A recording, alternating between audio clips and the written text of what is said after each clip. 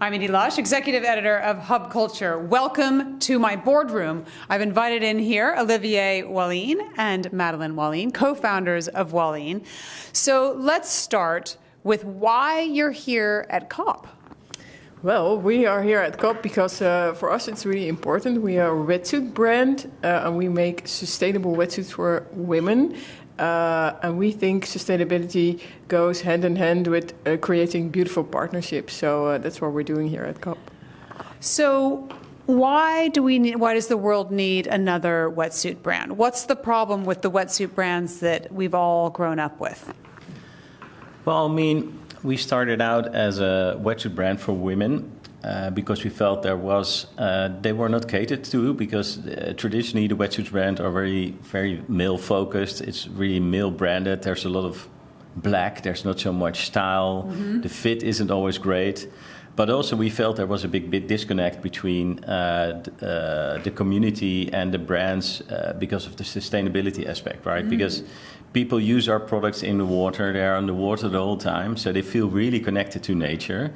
And Madeleine and I are both parents. We want to leave the planet better behind than how we found it. So we felt we could do a better job there.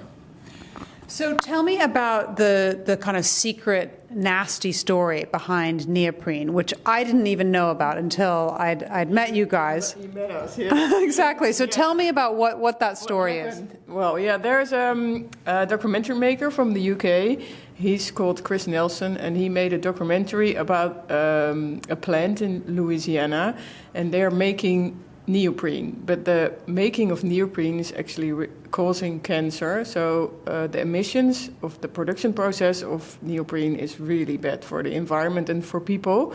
So that's the bad story about neoprene. Yeah. So it's called Cancer Alley, is that right? Cancer Alley, yeah. Okay, so Cancer Alley, it's the emissions from the factory that are causing the cancer.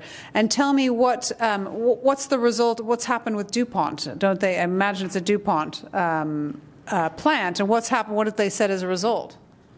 Yeah, so it used to be a DuPont plant. It started out as a DuPont plant, but it was taken over by Denka. Mm-hmm. And Denka is a Japanese company and is actually one of probably the most important supplier of neoprene in the world, and has been the supplier for many wetsuits around the world. The estimations differ, but it can go up to 80 or 90% of the wetsuits.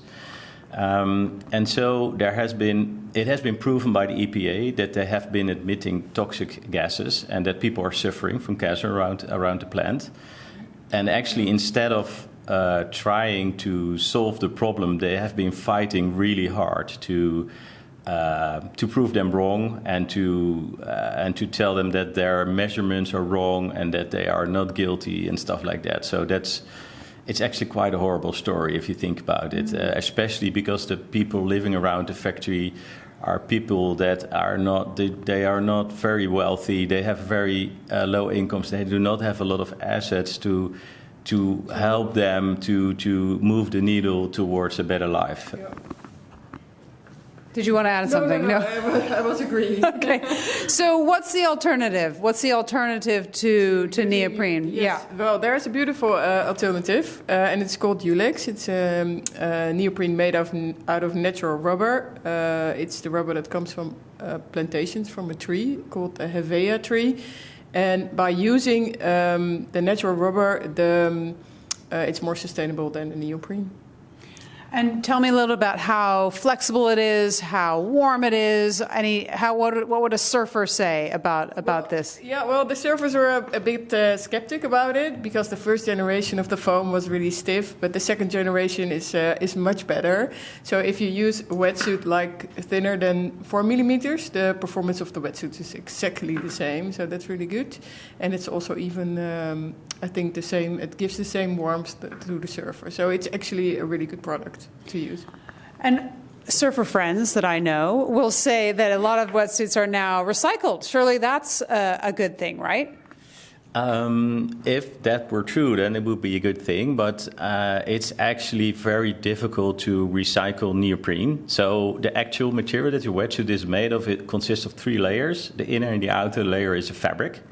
and the inside is the actual rubber. So that's what neoprene is called. It's synthetic rubber. And that part is almost impossible to recycle, especially into a new wetsuit. So it tends to end up in landfill and stays there for a long time because it's also not biodegradable. So what can be recycled or can be made out of recycled products is the fabric itself. So it's the inside and the outside. So there is currently no recycled wetsuits on the market. All right, Olivier, Madeleine, thank you so much for stopping by the Hub Culture Surfing Boardroom, and look forward to seeing how this story develops. Thank you so much. Thank you very much. Thank you for having us.